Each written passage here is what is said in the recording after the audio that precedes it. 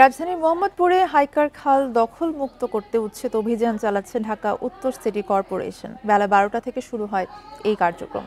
এর মধ্যে ভেঙে ফেলা হয়েছে একাধিক ভবন। তবে ভেঙে ফেলা এক বাড়ির মালিকের দাবি, প্রভাবশালীর কাছে জমি বিক্রি করতে রাজি না হয় এই অভিযান চালানো হচ্ছে। ঢাকা উত্তর সিটি কর্পোরেশনের প্রশাসক মোহাম্মদ এজাজ জানান, এখন থেকে নিয়মিত অভিযান চালানো হবে। পর্যায়ক্রমে সব খাল উদ্ধার করা হবে। দখলদার যেই হোক, কোনো ছাড় দেওয়া হবে না। বান্ডেল থাকলে প্রতি সেনমানিতে টাকা বাঁচবে। বিকাশ সেনমানি বান্ডেল কিনে জিতুন প্রতি লেনদেনে। এদিকে হাইকার খাল দখল করে গড়ে উঠেছে একটি মসজিদ। সেটি নিজ উদ্যোগে দ্রুত ভেঙে ফেলার নির্দেশ দিয়েছে সিটি কর্পোরেশন।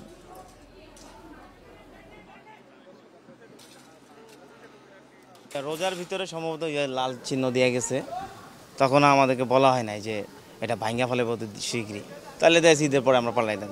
আমরা এই খালকে অবশ্যই লাউতলা খালের সাথে আমরা সংযুক্ত করবো এবং করার ক্ষেত্রে আমাদের ওই ব্যারিয়ার খুব সম্ভব ভাঙতে হবে। সেক্ষেত্রে আমরা সেই ব্যারিয়ারও আমরা ভেঙে দেব। এই বিষয়ে আরো জানাতে ঘটনাস্থল থেকে আমাদের সাথে যুক্ত আছেন সহকর্মী বনি ইবনে কামাল। বনি, 12টা থেকে কিন্তু এই অভিযান শুরু হয়েছে। এখন পর্যন্ত আসলে কতগুলো ভবন ভেঙে ফেলা হয়েছে?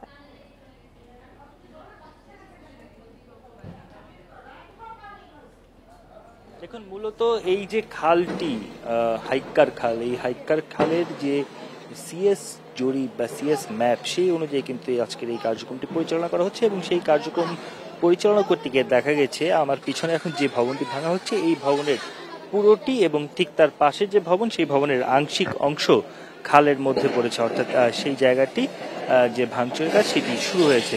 আপনি জানেন যে একটি ভবন ভাঙার ক্ষেত্রে আসলে অনেক দীর্ঘ সময়ের ব্যাপার। সেক্ষেত্রে আমরা দেখতে পাচ্ছি যে আজকে ঢাকা উত্তর সিটি কর্পোরেশনের পক্ষ থেকে শুধুমাত্র ভবন ভাঙার যে কাজ সেটি হচ্ছে, অর্থাৎ একটি ভবনই কিন্তু ভাঙা হচ্ছে। অন্যান্য এখানে যে টিনের কিছু স্থাপনা ছিল সেগুলো উচ্ছেদ করা হয়েছে আরো আগেই। তবে মূলত এই ভবন ভাঙার কাজটি আজকের মূল কাজের মধ্যে একটি, এবং তারপরেই পার্শ্ববর্তী যে ভবনটি আছে সেই ভবনটি ভাঙা হবে। তবে সেটি সম্ভবত আজকে ভাঙা সম্ভব হবে না, এটি আরো 2-1 দিন সময় লাগবে বলে আমরা এখন পর্যন্ত জানতে পেরেছি বা শুনতে পেরেছি।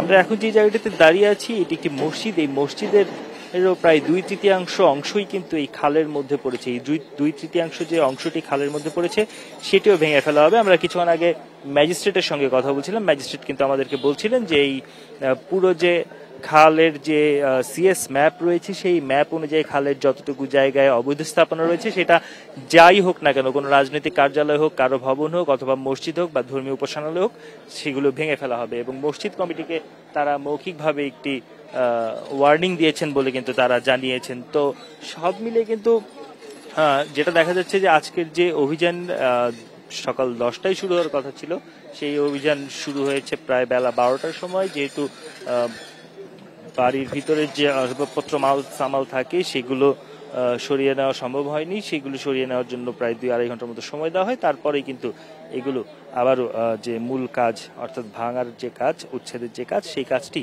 শুরু হয়। তো এখন পর্যন্ত আমরা যতটুকু দেখতে পাচ্ছি যে এই যে পুরো কাজটি প্রায় অনেকটাই হয়ে গিয়েছে। আজকের মধ্যে পুরো কাজ সম্পন্ন না হলেও 2-1 দিনের মধ্যেই এই পুরো ভবনটি ভাঙার কাজ বা উচ্ছেদের কাজ সেটি সম্পন্ন হবে। তারপরে কিন্তু এই মসজিদের যে জায়গাটি রয়েছে সেটি উচ্ছেদ কার্যক্রম শুরু করবে বলে জানানো হচ্ছে ঢাকা উত্তর সিটি কর্পোরেশনের পক্ষ থেকে। বনি ইবনে কামাল জানাচ্ছিলেন মোহাম্মদপুর থেকে।